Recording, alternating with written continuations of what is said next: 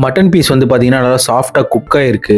அந்த சால்ட்டோட டேஸ்ட்டும் அதுல கலந்திருக்கு. ஆயில்லயே ரோஸ்ட் பண்ணதுனால செம்ம ஹாட்டா இருக்கு. இன்னைக்கு என்ன பண்ண போறோம் அப்படின்னு பார்த்தீங்கன்னா, இந்த கொஞ்சம் நல்லா ஃபேமஸா இருக்க மட்டன் உப்பு கறி. பரவால்ல வேற மாரி இருக்கான். நான் வந்து பார்த்தீங்கன்னா, நியர்லி 1 கேஜி இருக்க மாரி மட்டன் எடுத்துக்கிட்டேன். அதுல இருக்க போன் எல்லாம் தனித்தனியா கட் பண்ணி வெறும் வந்து பீசஸா கட் பண்ணி எடுத்துக்கிட்டேன். எப்பவுமே வந்து உப்பு கறி போன்லெஸ்ஸா இருந்தா நல்லா இருக்கும். நல்லா மட்டனை கழுவி எடுத்துட்டு ஒரு பேன் வச்சு அது ஹீட் ஆனதுக்கு அப்புறம் நல்லெண்ணெய் சேர்த்துக்கணும். அப்புறம் வேற எந்த எண்ணெயும் யூஸ் பண்ணிடாதீங்க. நல்லெண்ணெய் மட்டும் தான். காஞ்ச மிளகா வந்து பாத்தீங்கன்னா ஒரு 15 காரத்துக்கு ஏத்த மாதிரி போட்டுக்கோங்க. நான் கொஞ்சம் ஸ்பைசியா எதிர்பார்த்து நிறைய போட்டேன். மிளகா சேர்த்த உடனே பொரியிற சவுண்ட் வரும். அதுக்கப்புறம் மட்டன் ஆட் பண்ணிக்கோங்க. போன்லெஸ் மட்டன் நல்லா கழுவி எடுத்து வச்ச மட்டனை ஆட் பண்ணிக்கோங்க. நல்லா மிக்ஸ் பண்ணுங்க. அந்த ஆயில், அதுக்கப்புறம் அந்த மட்டன், அதுக்கப்புறம் அந்த காஞ்ச மிளகா நல்லா மிக்ஸ் ஆகணும். இந்த உப்பு கறி பாத்தீங்கன்னா ஸ்லோ குக்கிங் ப்ராசஸ். அதாவது அடுப்பை வந்து சிம்மில் வச்சுக்கோங்க. முடிஞ்ச அளவுக்கு சிம்மில் வச்சு குக் பண்ணுங்க. ஏன்னா வந்து கிட்டத்தட்ட 1 hour 1.5 hour ஆகும். நம்ம வீடியோ எடுக்கிற பையனுக்கு பாத்தீங்கன்னா இப்பவே வந்துட்டு அவன் வாயிலேருந்து தண்ணி வர ஆரம்பிச்சிச்சு. ஏன்னா வந்து அந்த ஸ்மெல்லு ஒரு மாதிரி பயங்கரமா வருது. இந்த உப்பு கறி என்ன ஸ்பெஷல் அப்படின்னு பாத்தீங்கன்னா கிட்டத்தட்ட 1 month வரைக்கும் நம்ம ஸ்டோர் பண்ணி வச்சு சாப்பிடலாம். அதான் இதோட ஸ்பெஷல். செஞ்சு நிறைய பேர் வந்து பாக்ஸ்ல எடுத்து வச்சிடறாங்க ஃப்ரீசர்ல. எப்பப்போ தேவைப்படுமோ அப்பப்போ எடுத்து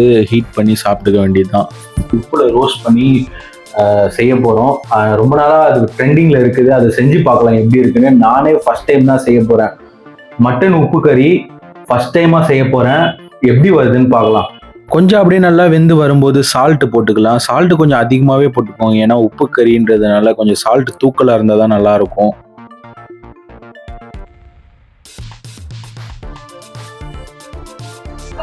மிக்ஸ் பண்ற டேய்.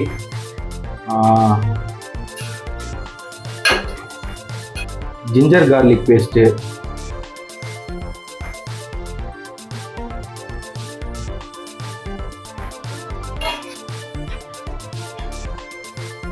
இவன் வந்து பார்த்தீங்கன்னா இப்போ அப்படியே பொறுமையாக வேகுவான். நல்லா வேக விடணும். நம்ம ஸ்டவ்வில் வச்சு கரெக்டாக half an hour எப்படி இருக்கான் பாருங்க.